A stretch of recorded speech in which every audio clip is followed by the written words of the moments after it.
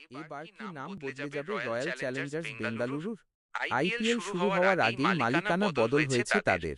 ১৬,৭০৬ কোটি টাকায় বিক্রি হয়ে গিয়েছে আরসিবি। নতুন মালিক কি নাম বদলে দেবেন? জানিয়ে দিলেন নতুন মালিক অনন্যা বিড়লা।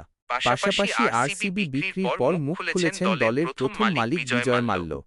আইপিএলের সবচেয়ে দামি দল হওয়ার কৃতিত্ব নিজেকে দিয়েছেন তিনি। আরসিবি বিক্রি হওয়ার পর সমর্থকদের সবচেয়ে বড় প্রশ্ন দলের নাম নিয়ে।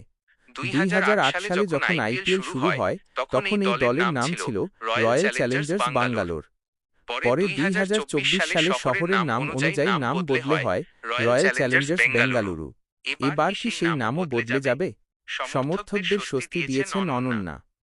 আদিত্য বিড়লা গোষ্ঠীর কর্ণধার কুমার মঙ্গলম বিড়লার কন্যা অনন্যা নিজের ইনস্টাগ্রাম স্টোরিতে লেখেন, ১৬,৭০৬ কোটি টাকায় আরসিবি বিক্রি হয়ে গিয়েছে।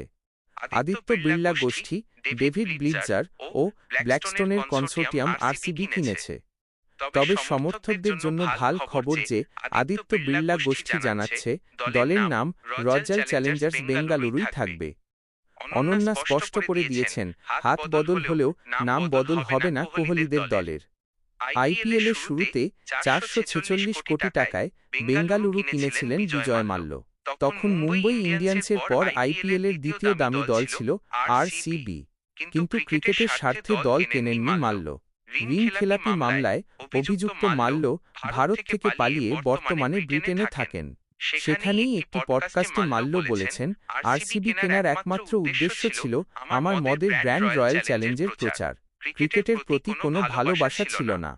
২০১২-১৩ সালে বেঙ্গালুরুর মালিকানা নেয় ব্রিটিশ কোম্পানি ডিয়াজিও পিএলসি।